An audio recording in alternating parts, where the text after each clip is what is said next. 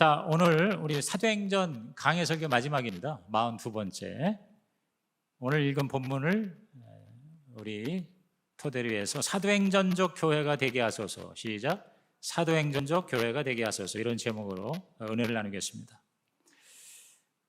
작년 말부터 한 1년간에 걸쳐 이 사도행전 강해, 오늘이 마지막인데요.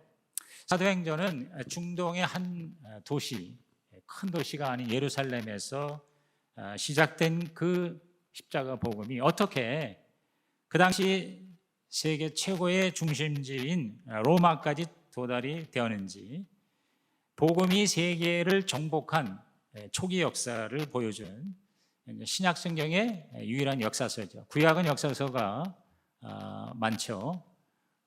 역사서가 12권이나 되는데 신약은 한 권밖에 없어요. 사도행전이죠. 마가요한의 다락방에 임한 이 성령의 역사가 교회를 세우고, 그 교회가 예루살렘에서도 시작해서 특히 사도 바울의 3차례에 걸친 선교 여행으로 로마까지 전파되는 그 마무리로 끝이 나고 있습니다. 사도행전은 28장에서 끝나지만, 그러나 그 이후 예수님의 교회는 계속해서 그 복음 전파의 행전을 이어와 우리 가운데 지금 이르게 되었습니다. 오늘 우리도 사도행전 29장을 우리가 날마다 써야 됩니다. 그래서 저는 여러분이 한번 따라합시다. 주님, 저는 사도행전 29장입니다. 이렇게 여러분이 고백할 수 있는 오늘 예배가 됐으면 좋겠습니다. 우선 이 바울의 마지막 여정을 살펴보면요, 이 멜리데 섬에서 이제 배가 파손돼서 3개월 있었잖아요. 다시 배를 얻어서 이제 로마로 가는 여행은 상당히 순조로웠습니다. 로마에 도착한 바울은 이제 피의자로 감옥이 아닌 아마 집에 가택연금 상태에 놓이게 된 것 같습니다. 하나님이 그렇게 역사하신 거죠. 그래서 그 2년 동안 그 가택연금을 당하는 동안에 많은 사람들을 만나서 복음을 전하게 되었습니다. 단순한 자기 변호가 아니라 예수님의 십자가 복음을 항상 강조하고 전도를 했죠. 유대인들 우선 전했습니다. 당시 로마에는 유대인들이 한 2, 3만 명 살고 있었고 회당만 연계가 있었다고 그래요. 그래서 바울을 만나러 온 유대인들이 꽤 많았으리라고 추측이 됩니다. 그래서 23절 이하에 보세요. 그들이 날짜를 정하고 그가 유숙하는 집에 많이 오니, 그랬어요. 굉장히 많이 온 것 같아요. 바울이 아침부터 저녁까지 그랬어요. 그러니까 굉장한 그런 선교 역사를 그 갇힌 가운데서 이렇게 엄청나게 했다는 거죠. 하나님의 나라를 증언하고 모세 율법과 선지자의 말, 이게 구약이잖아요. 구약 성경을 가지고 예수에 대하여서 권하더라고 했어요. 예수 전도를 한 거죠. 근데 24절에 그 말을 믿는 사람도 있고 믿지 아니하는 사람도 있었다고 했어요. 그래서 그 다음 구절을 살펴볼진데, 믿는 사람은 많지 않았던 것 같아요. 대다수가 예수의 복음을 거부했던 것 같습니다. 오늘 저희 여러분도요, 내가 복음을 전했는데 열매가 없다고 낙심하지 말라는 겁니다. 대사도 바울도, 그렇게 하나님이 강하게 쓰신 사도 바울도 전도의 열매가 그렇게 가는 것마다 많지 않았습니다. 오히려 반대자가 더 많았어요. 그러므로 저와 여러분이 내가 5년 동안 목장을 했는데 도대체가 이것밖에 안 되나, 그래서 차라리 그만둘까? 그러지 말라는 거예요. 낙심하지 말고 포기하지 말고 갈라디아서 6장 9절을 계속 암송하세요. 우리가 선을 행하되 낙심하지 말지니 포기하지 아니하면 때가 이름에 거두리라. 그 말씀이 여러분에게 힘이 되시기를 주님의 이름으로 축원합니다. 그래서 이렇게 복음이 열심히 전했는데도 받아들이지 않는 것에 대해서 그 다음 구절에 뭐라고 그랬어요? 이건 바로 이방인에게 복음이 넘어가기 위한 하나님의 섭리 안에서 해석을 해야 된다고 이 기록자 누가가 이렇게 썼습니다. 우리 다 같이 26절에서 28절을 읽어봅니다. 시작. 일러스되 이 백성에게 가서 말하기를, 너희가 듣기는 들어도 도무지 깨닫지 못하며 보기는 보아도 도무지 알지 못하는도다. 이 백성들의 마음이 우둔하여져서 그 귀로는 둔하게 듣고 그 눈은 감았으니 이는 눈으로 보고 귀로 듣고 마음으로 깨달아 돌아오면 내가 고쳐줄까 함이라 하였으니, 그런즉 하나님의 이 구원이 이방인에게로 보내어진 줄 알라. 그들은 그것을 들으리라 하더라. 그러니까 바울은요, 자기 민족 유대인을 굉장히 사랑했어요. 그래서 어떻게 해서든지 유대인들이 그 하나님의 구약의 그 약속대로 위대한 하나님 나라 백성이 되도록 열심히 전했거든요. 그들이 그렇게 간절히 기다리던 메시아가 바로 그들이 죽인 예수라는 것을 그렇게 전했는데 듣기는 들어도 깨닫지를 못하는 거예요. 그래서 이 복음이 이방인에게로 넘어갔다 하는 것을 이사야의 예언을 들어서 누가는 설명을 하고 있는 겁니다. 여러분, 옛날이나 지금이나 마음을 정하고 고집을 부리면은요, 다른 도리가 없어요. 이사야가 살던 주전 700년이나 바울이 살던 주후 60년이나 오늘 우리가 사는 2020년대나 마찬가지입니다. 믿지 않기로 작정한 사람에게는 하나님도 방법이 없습니다. 강제로 믿게 하지 않습니다. 하나님께서 무슨 말을 해도 진리로 들리지 않고 아무리 놀라운 사건을 목격해도 하나님을 못 보는 거예요. 우리 신자들도요, 때로 그럴 경우가 있습니다. 그냥 예수 믿고 그저 이 다음에 천국 간다 하는 정도에서 평생에 머무르는 사람이 있습니다. 아무리 설교를 들어도 변화가 되지 않습니다. 이게 사실 모든 목사들의 고민이에요. 아마 목자들도 목장에서 그렇게 섬기고 얘기하는데도 변화가 안 될 때 굉장히 답답할 겁니다. 안타까울 거예요. 오늘 저와 여러분이 하나님의 말씀이 들려질 때 그것이 깨달아지고 그것이 정말 하나님께서 나에게 주시는 내마가 되어 그래서 그것이 동기가 되어서 여러분의 삶이 조금이라도 달라지고 변화되기를 주님의 이름으로 축복합니다. 하나님의 역사는 우리의 선택과 관계없이 당신의 시간표에 따라서 계속 진행이 되는 것이죠. 그래서 이 사도행전은요, 완성형으로 끝나지 않고요, 미완성의 서술로 마무리가 되고 있습니다.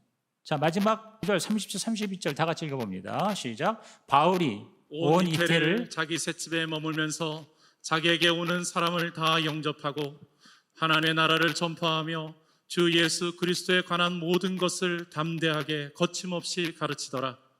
바울은 나중에 재판에서 이겨서 풀려났어요. 2년 후에.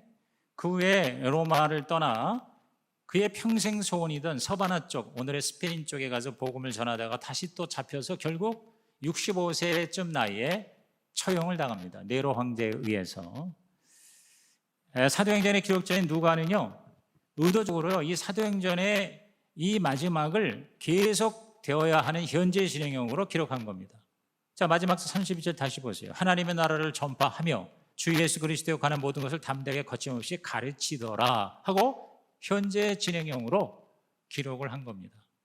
왜 그렇습니까? 사도행전의 기록은 28장에서 끝나는 게 아니라 계속되고 반복되고 지속되어야 한다. 복음은 주님 다시 오실 때까지 계속 전파되어야 한다. 실제로 그리스도의 복음 전파는 사도행전 28장에서 머무르지 않았습니다. 그 이후에 2000년 동안, 아니 지금까지 저와 여러분에게 전달이 될 때까지 지속되고 계속해서 재생산이 되었죠.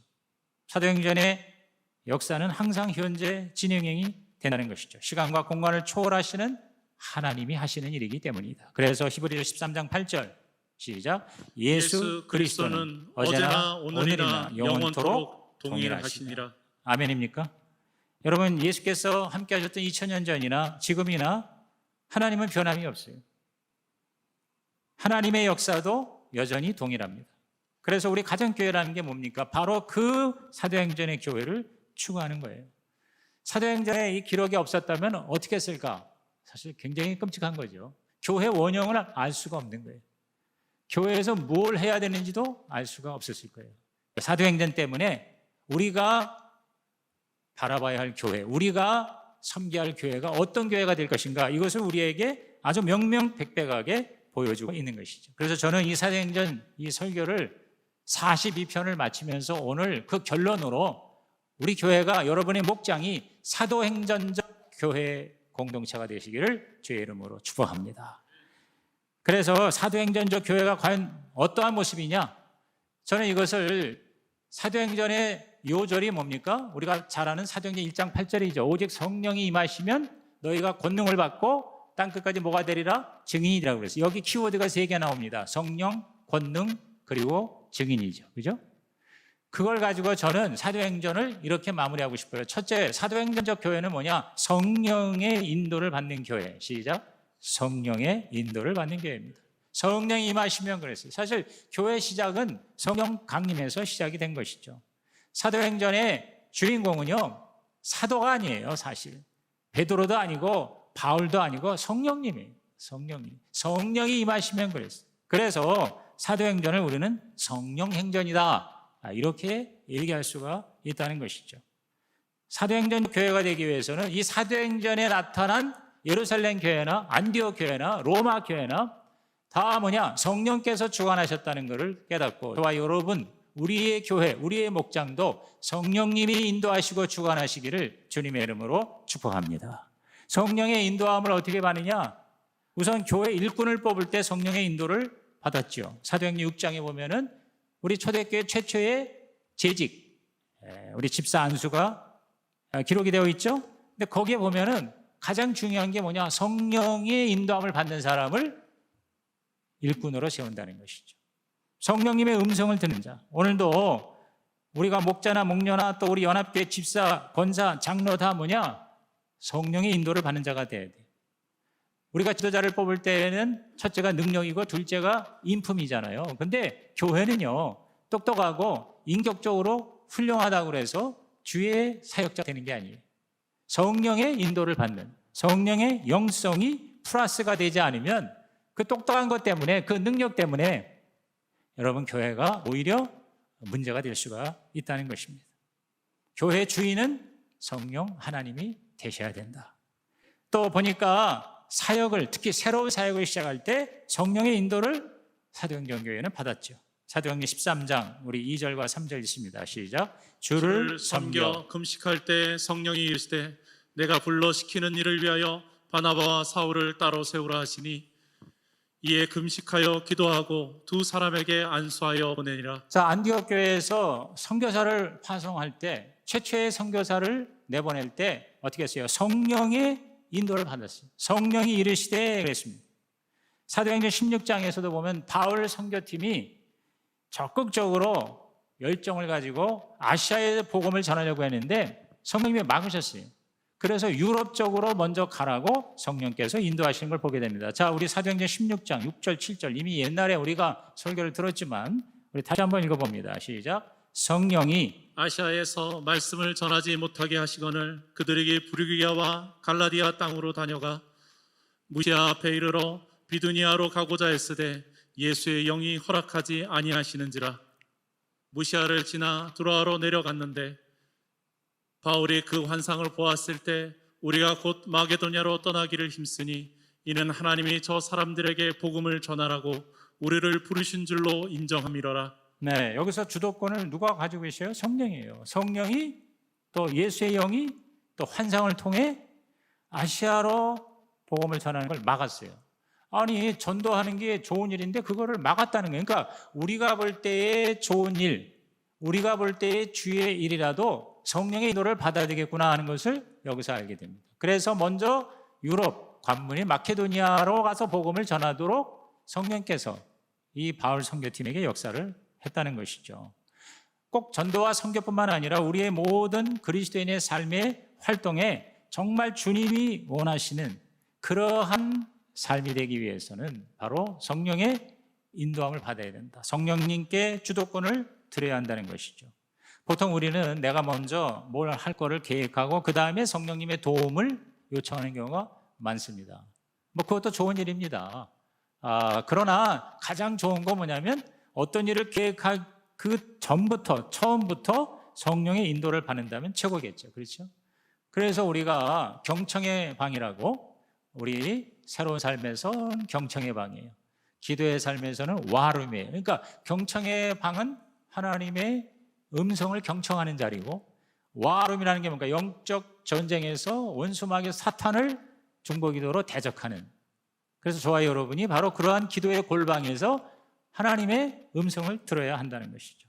성령님이 주도하시면 인간의 눈으로 보기에 불가능해 보이는 것도 이루어질 수 있다.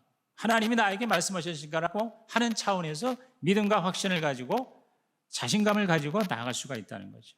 그러나 아무리 지금 신나고 재밌고 잘 되는 사역이라도 성령의 역사가 떠나면 언제든지 그만둘 수 있다는 그러한 결단과 그러한 하나님 앞에 마음의 태도를 가질 때 우리는 사도행전 교회가 될 줄로 믿는 것이죠.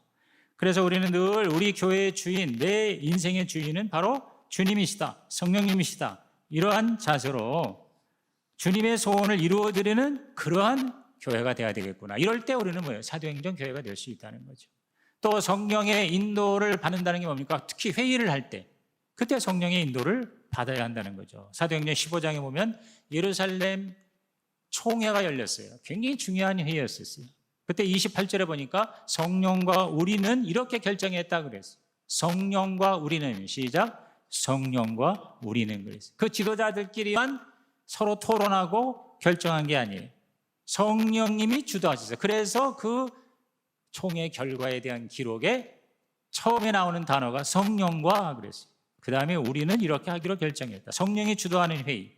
세상 회의하고 다릅니다. 여러분, 세상 회의는요, 자기 의견을 각자 말해서 제일 좋은 의견을 다수결로 정하잖아요. 근데 교회는 그렇지 않습니다. 교회는 민주주의가 아니에요. 교회는요, 주님의 뜻이 무엇인가? 우리를 향한 주님의 뜻이 무엇인가? 성경에 명백하게 나와 있는 뜻과 함께, 그리고 함께 기도하며 하나님을 구할 때 주시는 그 한마음이 되는 주의 뜻이 있어요. 그걸 따를 때에 우리는 하나님의 교회가 될 수가 있다는 것입니다. 그러므로 모든 회의는요, 특히 우리 가정교회에서는 바로 회의는 예배의 연장이 된다. 예배의 연속이 된다. 처음부터 막 자기 의견을 내놓고 토론하다 싸우는 게 아니라 목장식으로 하는 거죠. 같이 밥을 먹고 찬송하고 기도하고 말씀 붙들고 그렇게 예배하면서 하나님의 음성을 듣는 것이죠. 그래서 우리는 싸우는 회의가 아니라 예배하는 회의가 될 때 주님을 기쁘시게 하고 주님의 소원을 이루어드리는 사도행전 교회가 될 수가 있다. 동의하시면 아멘 하시기 바랍니다. 두 번째, 사도행전적 교회는 기적을 체험하는 교회. 시작. 기적을 체험하는 교회입니다. 사도행전은 성령 행전일 뿐만 아니라 기적 행전입니다. 자, 우리 다시 사도행전의 요절인 1장 8절, 오직 성령이 임하시면 너희가 뭘 받고? 권능을 받고 그랬어요. 그 권능이라는 게 바로 뭡니까? 그게 기적이죠. 하나님의 초자연적 능력인 것입니다. 그래서 사도행전을 이렇게 보면 거의 매 장마다 하나님의 기사와 표적이 일어났습니다. 3장의 미문의 안진뱅이가 일어나는 기적, 9장에 죽었던 과부 도르가가 살아나는 기적, 12장에 천사가 베드로가 갇힌 감옥문을 열어주는 기적, 16장에 감옥에 갇힌 바울이 지진으로 풀려나는 기적, 19장에 바울의 손수건과 앞치마만 만져도 병이 낫는 기적, 28장에 독사에 물려도 죽지 않고 멀쩡한 기적, 뭐 그 외에 많은 기적들이 사도행전만 해도 얼마나 많은지 몰라요. 우리가 사도행전적 교회 되기 원한다면 이러한 기적이 우리 가운데도 일어날 수 있다는 기대감을 가지고 우리 하나님의 기사와 표적이 나타나는 저와 여러분의 목장과 교회가 되시기를 주님의 이름으로 축원합니다. 주님이 직접 약속하셨어요. 주의 사역자는, 주를 진짜 믿는 자는 주님과 같은 일을 할 수 있을 뿐만 아니라 주님의 일보다 더 큰 일도 할 수 있다. 자, 우리 요한복음 14장 12절 말씀, 너무 유명한 말씀이죠. 다 같이 시작. 내가 진실로 진실로 너희에게 이르노니 나를 믿는 자는 내가 하는 일을 그도 할 것이요 또한 그보다 큰 일도 하리니 이는 내가 아버지께로 감이라. 뭐 이거 사람이 한 얘기면은 믿을 수 없겠지만 예수님이 직접 제자에게 주신 말씀이거든요. 내가 하는 일을 너희들도 할 수 있다. 아니, 나보다 더 큰 일도 한다 그랬어요. 사실 가만히 보세요. 사도 바울이요, 예수님보다도 더 큰 일을 한 거예요. 예수님은 팔레스타인 땅에 그저 한 3년 머물렀지만 바울은요, 일생 동안 그 당시에 거의 세계 전체를 다 복음으로 정복을 했잖아요. 그 이후에도 보면, 최근에도 보면 진짜 예수님보다 더 큰 일을 하는 주의 종들이 얼마나 많아요. 평신도도 마찬가지입니다. 이걸 여러분이 문자 그대로 믿으시고 그 하나님의 기사와 표적 저와 여러분의 삶에 나타나기를 주의 이름으로 축복합니다. 마가복음 16장 17절 18절에도 예수께서 직접 마지막 유언을 하신 말씀이잖아요. 믿는 자에게는 이런 표적이 따른다 그랬어요. 내 이름으로 귀신을 쫓아내고 방언을 말하고 뱀을 집어올리고 무슨 독을 마실지라도 해를 받지 아니하고 병든 사람에게 손을 얹은 즉 나을 것이다 그랬어요. 그래서 야고보 편지에 보면 야고보서 5장 14절 15절에도 너희 중에 병든 자가 있느냐 그는 교회 장로들을 청할 것이요 주의 이름으로 기름을 바르며 기도하면 병든 자를 구원할 것이다. 죄사함을 받을 것이다. 그랬어요. 최고의 기적은요 저와 여러분의 죄사함이죠. 근데 그거와 함께 나타나는 병 고치는 기적, 여러 가지 기사와 표적들, 귀신이 쫓겨가고 방언을 하고 예언을 하고 병이 치유되고 환상을 보고 이러한 초자연적인 역사가 여러분의 목장교회에서 우리 성시교회에서 사도행전적 교회로 나타나기를 주님의 이름으로 축복합니다. 우리가 이러한 기적을 경험하지 못하는 건 뭐냐? 기대하지 않아서 그래요. 기대하지 않아서. 정말로 내가 기대하고 정말 우리가 믿고 정말 그것을 확실하게 하나님 앞에 집중하면 기적이 일어나는데 우리는 이제 모든 게 너무 풍성하다 보니까 그러니까 그렇게 큰 기대를 하지 않은 경우가 참 많습니다. 뭐 기도를 그렇게 아주 진짜 목숨 걸고 하는 경우도 별로 없지만 기도하고 나서 자기가 기도한 걸 까먹는 경우도 있어요. 근데 지금도 보세요. 여러분 진짜 도저히 내 힘으로 안 되니까 아주 목숨을 걸고 사생결단의 기도를 오산이 기도원에 가서 일주일씩 금식하고 하는 그런 사람들에게 뭐예요? 기적들이 많이 일어나잖아요. 그렇게 기적이 일어난 이유가 뭐냐면 강력하게 기대를 하기 때문이에요. 이거 아니면 나는 하나님 안 됩니다. 살려주세요. 해결해 주세요. 고쳐주세요. 그렇게 될 줄로 믿습니다. 이렇게 밥도 안 먹고 잠도 안 자고 정말 목숨 걸고 그렇게 기도하는 게 그게 바로 기대거든요. 그런 뜨거운 기대가 있을 때 여러분 주님이 약속하신 그대로 우리에게도 기사와 표적이 나타나게 될 줄로 믿는 것이죠. 따라합시다. 기적은 일어납니다. 이건 기적은 일어납니다. 이 정도 되면 기적은 안 일어나요. 그런데 정말 하나님이 계신 걸 믿고 하나님이 계시다면 내가 못하는 거 하나님이 하신다는 이 강력한 믿음과 기대가 그게 사실은 최고의 복이에요. 그런 사람들이 몇 명 모여도 우리 교회는 사도행전 교회가 될 줄로 믿는 것이죠. 마지막 세 번째로 사도행전적 교회는 뭐냐? 복음을 전하는 교회. 시작. 복음을 전하는 교회. 자, 성령이 임하시면 권능을 받고 권능이 기적이잖아요. 그 다음에 뭐예요? 증인이 되리라. 그랬어요. 증인이라는 게 뭡니까? 전도자가 되는 거죠. 그래서 사도행전은 성령행전이고 사도행전은 기적행전이고 사도행전은 전도행전이라 이렇게 말을 하는 것이죠. 예루살렘에서 시작한 복음이 어떻게 땅끝까지 전파되었는지 결국은 처음부터 마지막까지 사도행전의 핵심 주제는 뭐냐? 영혼구원이에요. 복음 전파예요. 그러므로 우리가 우리의 목장과 우리의 교회가 사도행전 공동체가 되려면 어떻게 해야 됩니까? 전도에 대한 열정이 쉽게 말해야 된다. 복음 전파에 대한 욕구가 에너지가 되어야 된다 이 말이죠. 그러한 사명을 내가 받았는데 힘이 없으니까 성령님께서 임하여 달라고 하나님께 기도하는 거예요.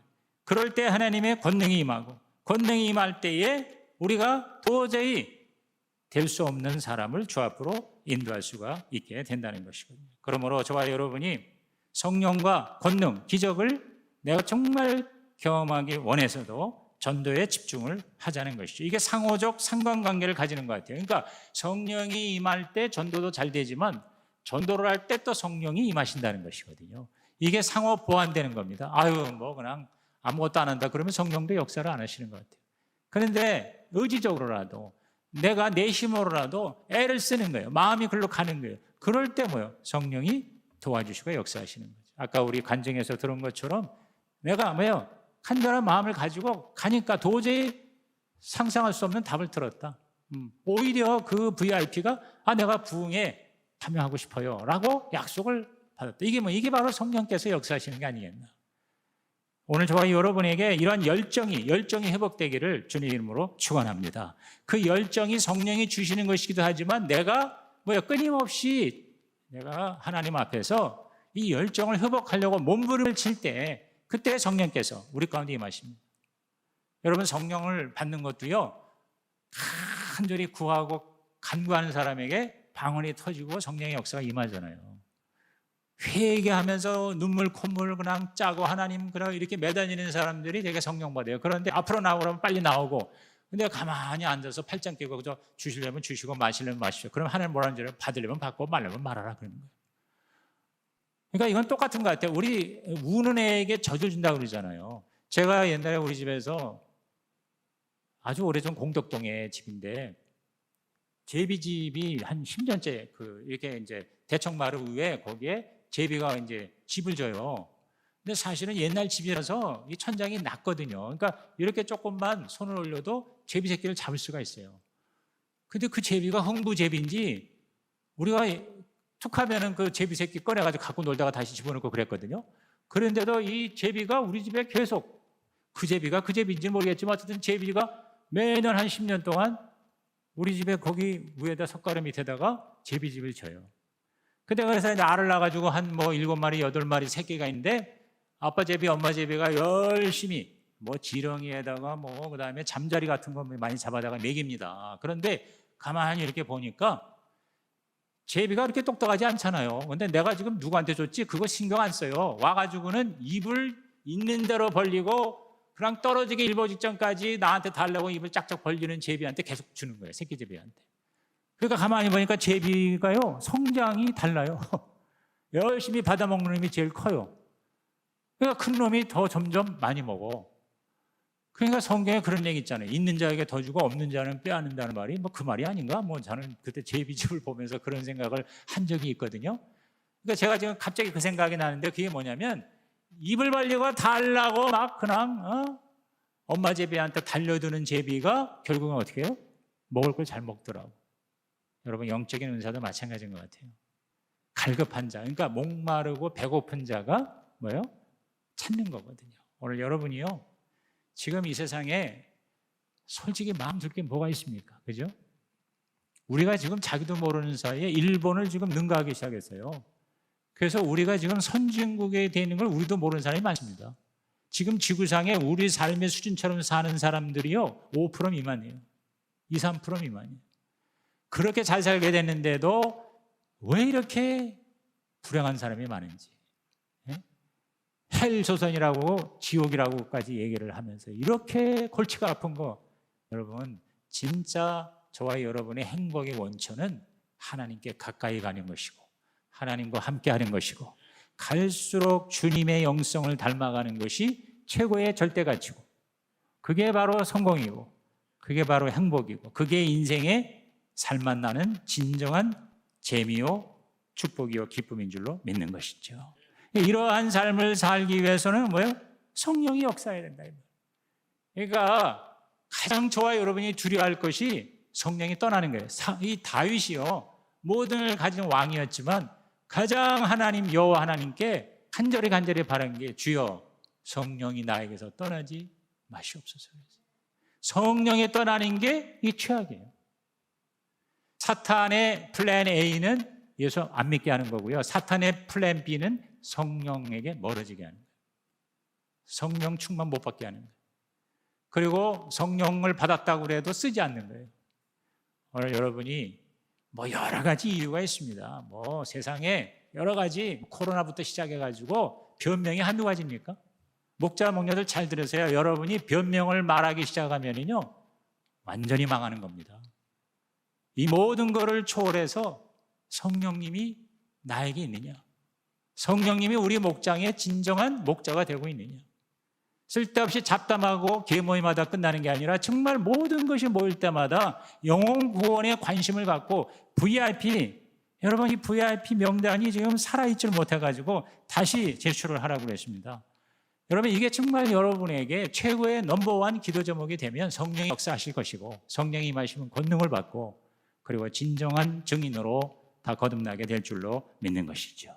여러분 개인 VIP와 목장 VIP가 이번 부흥회를 계기로 해서 살아서 움직이고 꿈틀거리는 산 명단이 되기를 주의 이름으로 부탁을 드립니다. 이번 수련회 때 아주 좋은 걸 하나 배웠죠. 그게 뭡니까? 우리가 결국 두 종류 인간을 만나게 되거든요. 첫째는 믿는 자고 그 다음에 둘째는 비신자입니다. 그러면 딱 봤을 때 믿는 자에게는 우리가 뭘 합니까? 축복을 하는 겁니다. 믿지 않은 자에게는 뭘 합니까? 전도를 하는 겁니다. 축복과 전도, 시작. 축복과 전도. 이 두 가지만 하면 우리는요 리더가 되는 거예요. 사역자라는 게 딴 게 아니에요. 예수 믿는 사람에게 계속 축복하는 거예요. 축복 기도를 하는 거예요. 그죠? 안 믿는 사람은 뭡니까? 전도하는 거죠. 내가 만난 예수, 이런 예수라고 얘기하고 기도해주고, 이 두 가지 중에 하나 하는 거, 이거 하는 게 밥 먹고 저와 여러분이 사는 최고의 가치고 목적이 된다면 뭐 어떠한 종류의 삶을 살아도 그 사람은 뭐예요? 최고의 성공자다. 최고의 행복자다. 아멘입니까? 교회는 건물이 아닙니다. 바로 영혼 구원입니다. 그래서 여러 가지 봉사도 좋지만 가장 중요한 건 사도행전 교회를 보니까 바로 영혼 구원이구나. 전도하는 거구나. 주님이 세우신 이 목적. 우리 여기에 내가 이거 뭐 성령이 충만해서 기쁘고 즐겁게 전도하면 얼마나 좋아요. 근데 그런 사람이요 10명에 1명도 안 돼요. 대부분은 뭐냐면은 힘들어요. 쉽지 않아요. 부담스러워요. 그러니까 어떻게 해야 돼요? 의지적으로 내가 결단을 해야 돼요. 의지적으로 내가 해야 돼요. 여러분 운동해라 근데 운동 안 하잖아요. 왜? 하기 싫어. 힘들어. 그러면 내가 하기 싫다고 안 해요? 그러면 뭐예요? 그럼 빨리 죽는 거예요. 뭐 빨리 죽는 게 문제가 아니라 병들어서 고생하는 거예요, 나중에. 그러니까 뭐예요? 하기 싫어도 하는 거예요. 새벽기도 힘들지만 하는 거예요. 제가 새벽기도 한 1시간 반 하고 그 다음에 나가서 한 1시간 운동하는 거예요. 좋아서 신나서만 나가는 게 아니죠. 더 자고 싶고 안 나가고 싶고 몇 번 또 하다가 다시 못하고 또 하고. 제가 이제 나가서 자전거로 운동도 하지만 이제 이 팔굽혀펴기도 해야 되고 그 다음에 이 구르기도 하고 도리도리도 하고 이제 이걸 하는데 이거를 매일 하는 게 사실은 귀찮아요. 힘들어요. 팔굽혀펴기 하루에 하나씩 더 합하는데 갈수록 더 힘들어요. 그러나 어떻게 해요? 해야 돼요. 해야만 내가 살고 남도 민폐를 안 끼치고 살 수 있게 한다. 동의하시면 아멘 하시기 바랍니다. 여러분 저와 여러분이 가만히 앉아가지고 예수 잘 믿는다? 1000만에 3000만의 말씀입니다. 여러분 우리가 구원받는 건 하나님의 은혜지만 예수 잘 믿는 거는요 그야말로 평생 어떻게 해요? 영적인 싸움이고요 몸부림이고요 그 다음에 희생과 절제와 그리고 어떻게 해요? 정말 의지적인 결단이에요. 그런 과정에서 하나님이 크고 작은 기쁨을 계속 허락해 주시는 것입니다. 그러다 보니까 나중에는 의무가 아니라 기쁨으로 감당하게 되는 것이죠. 갈수록 더 이것이 뭐예요? 제가 운동을 처음에 할 땐 죽겠는데요 이제는요 안 하면은 죽겠어요.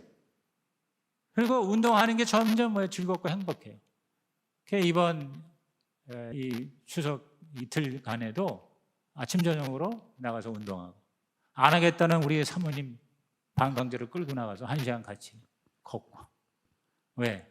가만히 보니까 이렇게 안 하다가는 큰일 나겠어요. 해야 됩니다.